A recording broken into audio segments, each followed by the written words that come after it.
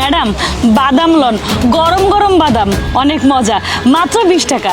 বাদাম খাওয়ার তো অনেক ইচ্ছা আমার, কিন্তু বাদাম খাওয়ার টাকা তো আমার কাছে নেই। আপু, আমাকে বাদাম ফ্রিতে খাওয়াতে পারবা? আমার তো অনেক ইচ্ছা করছে বাদাম খাইতে। ম্যাডাম এটা কোনো ব্যাপার হইলো? আপনার বাদাম খাইতে মন চাইতেছে, লন আপনি বাদাম খান, আপনার কোনো টাকা দিতে হইব না আমারে। আরে শুধু শুধু ওনাকে কেন লোকসান করাবে? না না ভাইজান, এতে আমার কোনো লস হইব না। ম্যাডামের যেহেতু বাদাম খাইতে ইচ্ছা করতেছে, ম্যাডাম বাদাম নিক, আমারও তো কোনো সমস্যা নাই। এই লন ম্যাডাম। সত্যি তো? আমি কিন্তু সত্যি টাকা দিব না। হ্যাঁ ম্যাডাম, টাকা লাগবো না। সত্যি তো? আমার কাছে কিন্তু আসলেই টাকা নেই। ম্যাডাম আপনি বাদামগুলো খান, এই বাদামটা আমি আপনারে মন থেকে দিছি, এতে কোনো টাকাই লাগবে না আমার। শুনুন, আপনার হাতের সমস্ত বাদামের দাম কত? সব মিলাই 200 টাকা ভাইজান। আচ্ছা আপনি একটা কাজ করুন, আপনার হাতের সমস্ত বাদাম আমাকে দিয়ে দিন, আমি কিনে নিব।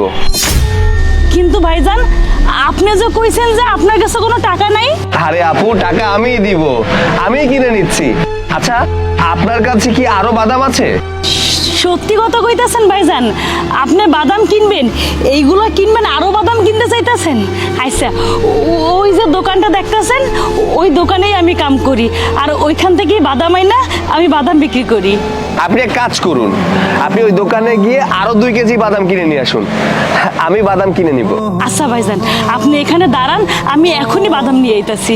আপনি এক কাজ করুন, বাদামগুলো গাড়ির ভিতর রেখে দিন, আর তারপরে দোকান থেকে বাদাম নিয়ে আসুন। আচ্ছা।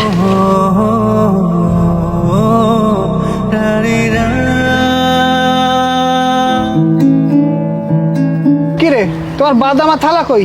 ভাইজান আমার সব বাদাম বিক্রি হয়ে গেছে, একটা কাম করুন, আমার আরো 2 কেজি বাদাম দেন। এত বাদাম দিয়ে কি করবা?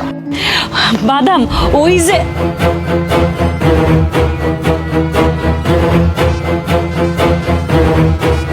আমার টাকা দিয়ে যান, এই, আমার টাকা।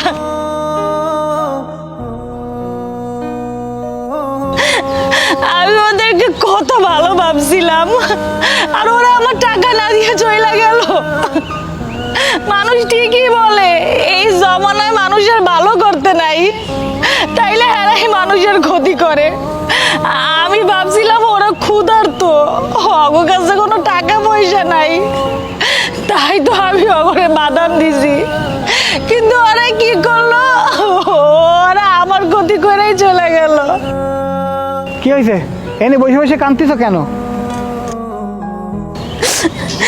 কি এরকম ভাইজান, ওই যে গাড়িওয়ালা, ওই গাড়িওয়ালা আমার সব বাদাম নিয়ে চলে গেছে, আমার কোনো টাকা দিয়ে যায় নাই।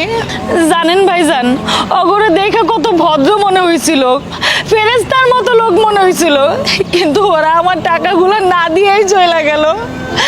দেখেন, আপনারও লস করলো আর আমারও। আমি দিনে কয় টাকা কামাই? 2 থেকে 300 টাকা কামাই, আর ওরা আমার 200 টাকা না দিয়েই চলে গেল। এটাই তো তোমার সবচাইতে ভালো গুণ, যে তুমি কারো ক্ষতি করো না। তুমি কিভাবে ভাবলে যে সৃষ্টিকর্তা তোমার ক্ষতি হতে দেবে? ওরা তোমার লস করায়নি। মানে কি ভাইজান, আপনি কি কইতে চাইতেছেন?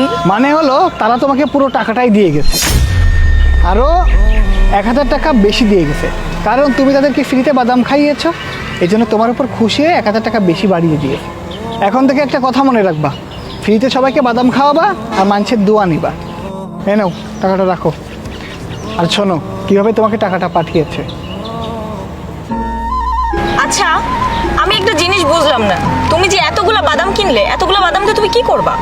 দেখো না আপুটা কত ভালো, বিনা টাকায় আমাদের খাওয়াতে চাইলো, এর জন্য তো চিন্তা করলাম ওনার কাছ থেকে সবগুলো বাদাম কিনে নেই, ওনার কষ্টটাও কমে যাবে, লাভটাও হবে।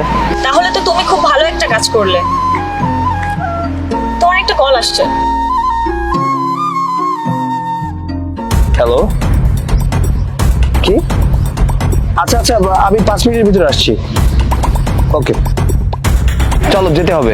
কিন্তু ওনার টাকা দিবা না? ওই টাকার ব্যবস্থা আমি করবো, চলো।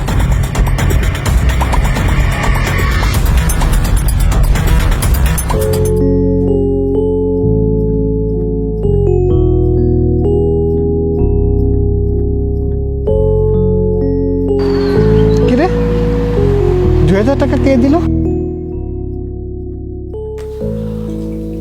হ্যালো, এটা কি করিম স্টোর?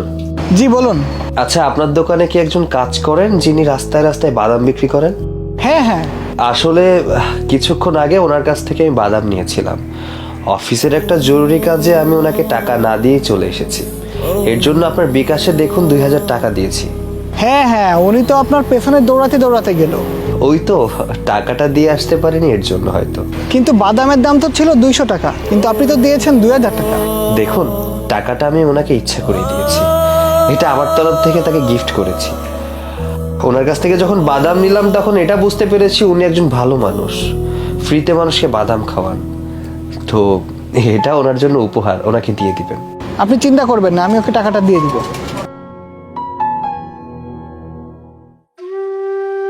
দেখলে কিভাবে টাকা পাঠিয়েছে? আমি কত খারাপ দেখছেন ভাইজান, হ্যাঁ আমার জন্য কত ভালো চিন্তা করছে। আর আমি না যাই না তা করে যা মনে চায় তাই কইছি, কত কইছি আমি তা করে, অথচ তারাই আমার উপকার করলো। কি আর করবা বলো, দুনিয়াতে ভালো খারাপ দুই ধরনের মানুষ আছে, কিন্তু সবাইকে তোমার বিশ্বাস করতে হবে এমন কোনো কথা নেই। কারণ সবাই তোমার ভালো মন মানসিকতা সম্মান করতে পারবে না। আর যাদের সাথে তুমি ভালো করবে তারা যদি ভালো মানুষ হয় তাহলে কোনোদিনও তোমাকে ঠকাবে না। মানুষ সবসময় তার কর্মফল ভোগ করে।